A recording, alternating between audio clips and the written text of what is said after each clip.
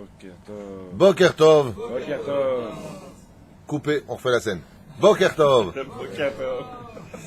On est toujours dimanche, on prend le deuxième cours du Bal Peleyoetz, le 31 aujourd'hui du mois de janvier et le 21 du mois de Shvat. On vient de finir la notion de Boréar, fuir, et on rentre dans la lettre bête, Bocher, qui veut dire le choix, avoir le choix dans la vie. Raoula Adam chez Bocher Betov, un homme se devra toujours de faire le bon choix. Eh, c'est trop facile ça. Comment peut-on faire pour avoir et prendre le bon choix? Assez les harav, c'est valable. Encore autre chose. Comment peut-on savoir si ce que nous faisons est bien ou pas bien? Alain, comment on peut savoir, Boker Tov, si ce que tu fais c'est bien ou pas bien? Comment tu peux le savoir? Ah donc tous les mecs qui arnaquent, c'est des mecs qui font bien, quoi. Parce que ça marche l'arnaque. Tout simplement. Comment on peut savoir si ce que je fais est bien ou pas? La base de cela est basée sur une chose.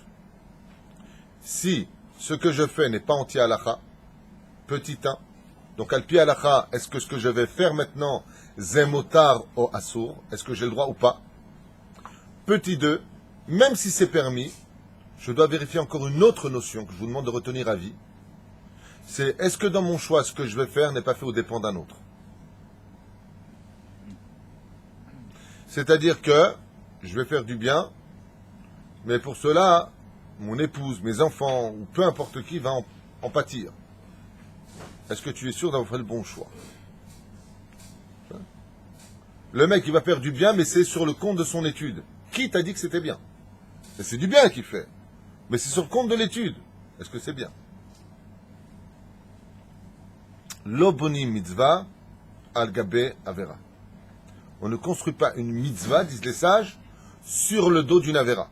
Donc, qui t'a dit que ton choix était le bon choix? Tu veux choisir un garçon dans la vie. Si tu es une femme, c'est mieux. Tu veux choisir une femme dans la vie. Est-ce que ton choix est le bon choix ou pas? Bon, le cas que je prends est un peu bizarre parce qu'aujourd'hui, tout est flou dans ce domaine, il n'y a plus de garantie de rien. Les couples qu'on croyait les mieux, les plus équilibrés sont ceux qui divorcent le plus. Ceux qui sont catastrophiques sont les seuls qui restent ensemble. On ne comprend rien du tout aujourd'hui, mais malgré tout, il faut que pour cela, tu aies un critère. Qu'est-ce que tu veux, toi, de ta vie? Et qu'est-ce que tu attends de celui qui sera le père de tes enfants ou la mère de tes enfants? Tifra, qu'est-ce que cette femme-là, il a de la hirat shamaim? Est-ce que cet homme-là, il a de la hirat shamaim? Est-ce que Bémet, il a une bonne renommée? Est-ce que c'est pas un homme à femme? Est-ce que ce n'est pas une personne qui joue au jeu constamment, qui a la maladie des jeux? Est-ce que c'est pas un homme qui prenait des substances bizarres et qui a arrêté depuis un an? Non, c'est bon, c'est fini, mais après le mariage, le stress revient et le mec, il retourne dans les joints ou dans pire que ça. Zéperou Shadavar, qui es-tu? Est-ce que le choix que nous faisons est un bon choix? Pour cela, la meilleure des réponses est qu'il faut prier énormément pour que même si ce choix était mauvais, il devienne bon. Car la force de la prière est d'être capable de transformer le mauvais en bon. Ça, c'est la force de la prière. Elle est capable de cela. Ça, c'est une force qui est spéciale. Mais la prière ne montre que quand toi-même tu y crois vraiment. Aïe, aïe, aïe. Omer. Raoul Adam Sheh, Bocher Batov, Ben Tov, les Moutav, car il y a le bien et le super. Ben Tov, les Moutav. Moutav, c'est plus que bien. Kemo Socher Tov, comme par exemple un bon marchand, un bon commerçant. Ou Ksheba le Otzi Maotav, de Pragmatia, quand il vient dépenser pour son argent, il fera lo à Pragmatia, Sheshba Yoter Revach. Comme par exemple, quand tu viens pour faire quelque chose, choisis bien l'endroit où tu vas faire fructifier ton argent. Par exemple, il y a deux banques avec lesquelles tu pourrais travailler. Une qui te fera gagner plus d'argent et l'autre qui est fermée le Shabbat, contrairement à celle qui fait gagner plus d'argent qui est ouverte. Avec laquelle tu dois travailler. Pourquoi? Pourquoi tu travailleras avec une banque qui est fermée Shabbat? Parce que dans l'autre, tu auras plus de quantité mais pas de qualité, tandis que dans l'autre, tu auras moins de qualité, moins de quantité mais plus de qualité, plus de bracha. Et vous savez que dans le judaïsme, on apprend et on sait que le principal, c'est pas ce que tu gagnes. Le principal, c'est la qualité dans ce que tu gagnes. Il y a des gens qui ont de l'argent, beaucoup d'argent, ils font rien avec. Ils n'arrivent même pas à finir les fins de mois, ils ont beaucoup d'oseille. Il y en a d'autres, ils ont très peu d'oseille et ils finissent plus que le mois, il leur reste même de la monnaie pour le mois d'après. Quelle différence entre eux? Celui-là, il a la bracha, celui-là, il n'a pas la bracha. Tu sens la bracha quand quelqu'un fait quelque chose, Baruch Hashem. Non, ça va, on s'arrange, Baruch Hashem. Le Péroucha d'abord. Quelqu'un il m'a dit, ouais, mais je dois pas avoir la bracha, j'ai 9 enfants, je gagne 5000 shekels par mois, c'est très dur. Baba, pour avoir 9 enfants, il faut 30 000 shekels par mois pour être normal. Mathématiquement parlant, ça le fait pas, ton histoire. ועל כל פנים נקנה גם כן מכל מן הפרקמט שהמיעד וימצא אצלו לתת לכל שואל. Et c'est pour cela que même quand tu viens pour prendre de l'argent, la première des choses c'est de mettre le moutav. Tu as pris de l'argent, c'est bien. Maintenant il faut mettre le moutav. C'est quoi? Tu viens donner ton argent, le maaser, tu viens soutenir les yeshivot, tu viens faire du bien avec. Pourquoi? Pour que ton bien devienne super bien. Ah bah l'ikar srorato tiyeh bedavar sheyesh bo revach yoter. Comme par exemple de prendre une affaire où ben, tu vas gagner un peu plus d'argent car on ne travaille pas non plus pour le plaisir. Kol ish hashalem, וכשבא להוציא איתות הפנאי, אשר לא יבחר במשך להוציאם בדבר יותר מועיל ויותר הכרחי. Comme de dépenser, combien de choses on achète qui nous ont servi à rien, il dit, réfléchis bien avant de dépenser ton argent, tu vas acheter ça, et tu vas pas une pince, hein. Mais de l'autre côté, c'est vrai que si on vérifie bien, quand vient la fête de Pessah, on fait le ménage, on fait le tri de tout ce qu'on a acheté dans l'année. Si on réfléchit bien, combien de fois on l'a utilisé? Allez, 2 fois. Et ça t'a servi à quelque chose? Réellement, à rien. Il dit ici, le fait de choisir, c'est quelqu'un qui réfléchit bien. Est-ce que vraiment tu as besoin? Est-ce que vraiment c'est utile? Est-ce que vraiment tu vas l'utiliser? Ça ne veut pas dire être une pince. Au contraire, il faut savoir dépenser dans ce monde. Il faut faire plaisir à son épouse. Elle a besoin de quoi que ce soit. Achète-le lui. Juste pose bien la question. Est-ce que vraiment tu en as besoin? Ça va vraiment être utile? Ou c'est ça, un caprice parce que ta copine est là, il faut que tu l'aies, ou tu vois, des fois il y a des trucs débiles comme ça. Si tu as les moyens, gâte-la, Bezrat Hashem. Avec de l'autre côté, que ce que tu vas acheter à la maison, et mettre ce soit, comme dit souvent ma femme, il y a des gens, ils passent devant, tu sais, le truc pour faire du vélo, là, les trucs de sport. Ouais. Allez, viens, on l'achète. Non, j'ai besoin de faire du sport. Allez, encore un nouveau porte-manteau à la maison. Pourquoi? Le mec, il achète le truc à vélo. Combien de temps il en fait? 3, 4, 5, 6 jours. Et après, il met la cravate, il met la chemise, il met le chapeau, il met... Tout le monde fait le porte-manteau pour pas que ça sert à rien dans la maison. Le BMF, tu l'as dépensé 1600 shekels pour l'acheter. Est-ce que BMF, tu vas vraiment en faire? C'est ce qu'il dit ici. Il dit, tiens, Moïl, que ce que tu vas acheter soit vraiment Moïl. Pourquoi? Parce qu'avec cet argent, 1600 shekels, tu les as donnés à ma collègue, tu as une famille pour faire Shabbat, tu auras gagné un ange qui lui ne s'éteindra jamais. Réfléchis bien comment tu dépenses ton argent. Réfléchis bien à la façon de faire les choses. Tu vas acheter une voiture toute neuve qui va coûter 350 000 shekels. Tu la sors de là-bas, tu as fait 1 mètre en dehors du magasin, elle a déjà perdu 40 000 shekels de sa valeur. Et une assurance, ça de ça. Est-ce qu'une deuxième main, c'était pas plus simple? À 150 000 shekels, moins d'assurance, elle a un peu roulé. Alors bien sûr, dans ce cas-là, le mec il attend, le mec il a l'oseille, il meurt avec ce rab. Pas du tout. Pas du tout. Mais le Rambam nous dit, sois toujours bénoni. Vous vous rendez compte, il y a des gens, que Dieu les bénisse, hein, je ne suis pas jaloux. Hein. Et j'adore cette voiture en plus. Je la trouve très belle. Ils roulent avec des voitures qui coûtent le prix d'un appartement. La Audi A8 coûte le prix d'un appartement. Un 3 pièces ou un 2 pièces et demie. 1 100 000, 1 200 000. Je ne vois pas d'assurance et des pièces de rechange. Pourquoi faire? Pourquoi faire? Prends la Mazda 6. Première. La même chose. Bon, c'est pas la même marque. Je vais recevoir un cadeau de Mazda, moi, demain. Là, plutôt, nous aimons bien beaucoup la Mazda 6 Premium.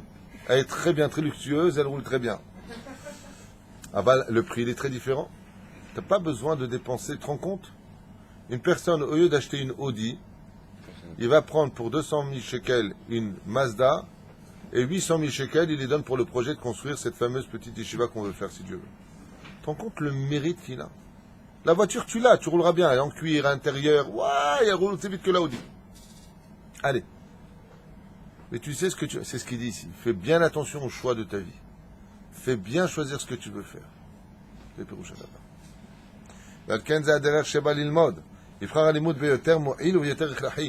Et il dit ici, le Rav, c'est comme pour l'étude de la Torah. Étudier, on peut tout étudier. Mais est-ce que ce que tu vas étudier va te construire? Est-ce que ce que tu vas étudier va te faire comprendre? Il y a des gens qui vont étudier la Gemara chez des gens tous les matins. 10 ans plus tard, tu sais étudier la Gemara, je sais pas. Ils ont été spectateurs. Est-ce que tu as fait le bon choix? il n'aurait pas été mieux valable pour toi de prendre une chavruta et d'étudier la Gemara comme vous faites tous les matins ici? Ou après 2 ans, 3 ans déjà, tu commences à revenir seul, hein Alain? Tu commences à te débrouiller aujourd'hui. Chavruta, mais de rester passif un cours de Gemara, ça ne t'apprendra jamais à étudier la Gemara. Ça t'apprendra à savoir ce que disait la Gemara. Faites attention à cela. Est-ce que c'est un bon choix d'étude?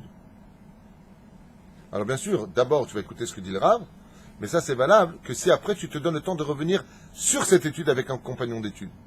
Mais stam t'asseoir, stam écouter, tu auras le salaire dans les cieux d'avoir étudié la Torah, kol hakavod, mais ça ne fera pas de toi un homme accompli. Ni dans l'étude, ni dans autre chose. וכן, כשבא להוציא מהאותה בדבר מצווה, יבחר המצווה ביותר חשובה מפני המקום וייתן המקום ביותר טוב. Et c'est comme il dit ici, pour dépenser l'argent que Dieu va nous donner, est-ce que tu l'as donné à la bonne personne? Est-ce que ton argent, tu vas voir où est-ce qu'il est construit? Est-ce que tu vas construire quelque chose qui va créer un avenir? Ou stam, il y a ce qu'on appelle le seder adifuyot. Est-ce qu'il est préférable de donner ton argent là ou là-bas? Comme par exemple, un point el-khatik. Un homme a 1 million de shekels à donner. Il y a une yeshiva qui se construit à Bnei Brak, il y a une yeshiva qui se construit à Dol. Je te donne un petit exemple comme ça. Ouais. Où est-ce qu'il doit construire? Là où il habite. Là où il n'y en a pas. Où il n'y a pas la Torah. Là où il n'y a pas de Torah. Bemakom shen ish, c'est une halakha. C'est une halakha. À Bnei Brak, si une yeshiva elle ferme, c'est pas grave. Tu sais pourquoi? Parce qu'elles sont toutes les unes à côté des autres et les unes au-dessous ou dessous des autres. Une qui ferme, c'est 1000 qui l'ouvrent. Mais dans un endroit, dans une ville où il n'y a pas de Torah, tu as de l'argent, tu as 1 million de shekels à donner, mais elle est là où il n'y a pas de Torah. Bemakom she'en ish tishtadel yot ish. C'est là-bas que tu devras mettre ton argent. Dans un endroit où il manque une yeshiva, c'est là-bas que tu dois mettre ton argent. Et c'est ce qu'il dit ici. C'est des radifuyot. Exactement pareil. Tu as de l'argent pour acheter un Sefer Torah, 120 000 shekels. Mais dans le Kollel, il en manque 1 tonne de livres, comme il dit souvent mon rab. Qu'est-ce que tu vas acheter un Sefer Torah? Sefer Torah va être posé dans le Haron avec les 100 autres Sefer Torah qui sont là-bas. On va sortir une fois tous les 10 ans. Par contre, la Gemara, la Mishnah, la Haggadah, la Halacha, les Tour, Shulchan Aruch, ça, on va le sortir tous les jours. Achète ce qu'il faut. Le mec, il dit, non, je veux un Sefer Torah, mais il n'y a pas de chaise dans la synagogue. Mais achète les chaises. Grâce à toi, ils vont étudier la Torah sur ce moshav-là. C'est pour ça qu'il faut toujours poser la question. Comme un jour, j'avais parlé de ce monsieur Réhouven, il s'appelle. Il avait 200 000 $. Et il ne savait pas où les donner. Il est parti voir son Rav, qui était le Rav Mordechai Eliyahu. Il lui a dit, là, je voudrais construire à Mea Shearim une belle Tekneset. Le Rav Mordechai Eliyahu, il lui a dit, il y a un quartier qui est en train de se construire. Il est déjà bien avancé, et aujourd'hui, il y a beaucoup d'habitants. Il lui a dit où c'est? Il lui a dit à Armon Anativ, du côté de Djabel Moukaber là-bas. Il lui a dit, là-bas, il y a quoi? Eh bien, justement, là-bas, il n'y a rien. Il lui a dit, construis une synagogue là-bas. Et il a construit une synagogue là-bas, exactement le Rav Mordechai Eliyahu lui avait dit de construire. Aujourd'hui, cette synagogue fait 3 étages. Elle est divisée avec une autre amouta qui s'appelle Or Eliyahu. C'est le collège qu'on a créé avec 57 avrichim aujourd'hui. Avec un étage en bas, encore un étage au milieu, encore un étage en haut, et encore 4 étages. Il y a 4 niveaux, pardon. Des minyanim. C'est devenu Ashkenaz de Shabbat en bas, c'est devenu Sfarad en haut. Et c'est parti tout ça de quoi? D'un homme qui a construit une Torah dans un endroit où il n'y en avait pas.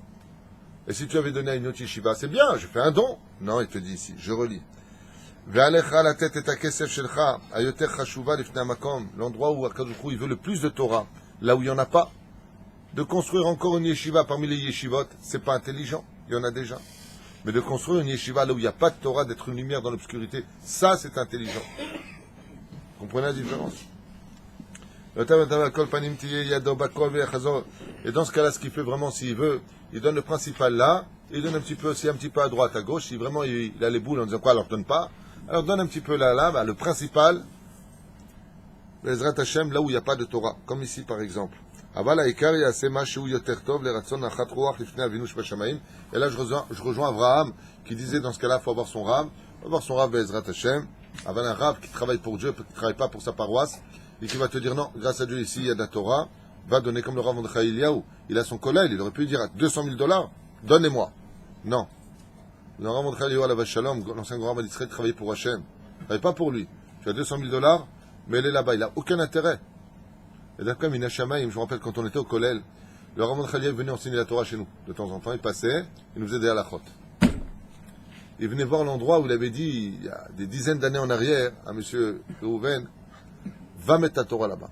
Il regardait comme ça le binyan et dit, Baruch Hashem, yesh po Torah. Alors ton Rav te dit, j'ai $200,000, est-ce que je mets au Rav Tutu ou chez moi? Non, tu mets ici, tu mets ici. Il a raison, chacun son monde.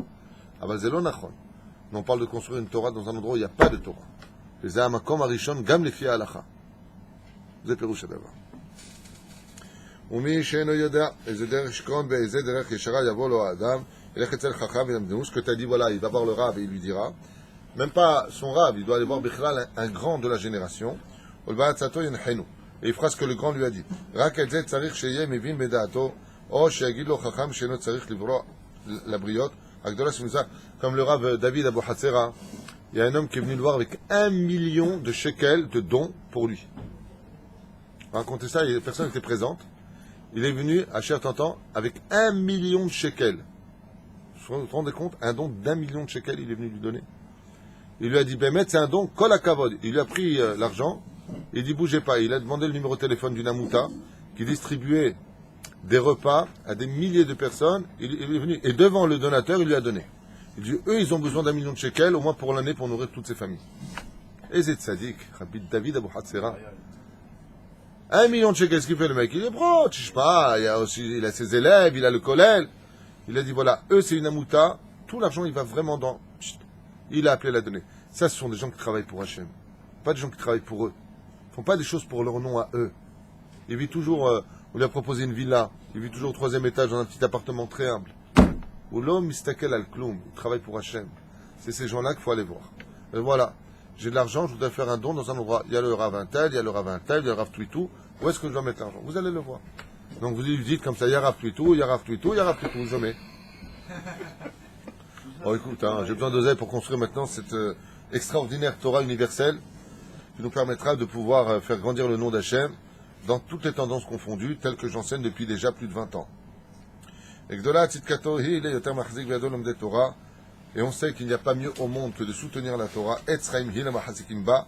car le fait de soutenir des Avrechim qui étudient la Torah est la meilleure et la plus belle des assurances dans la vie d'un homme.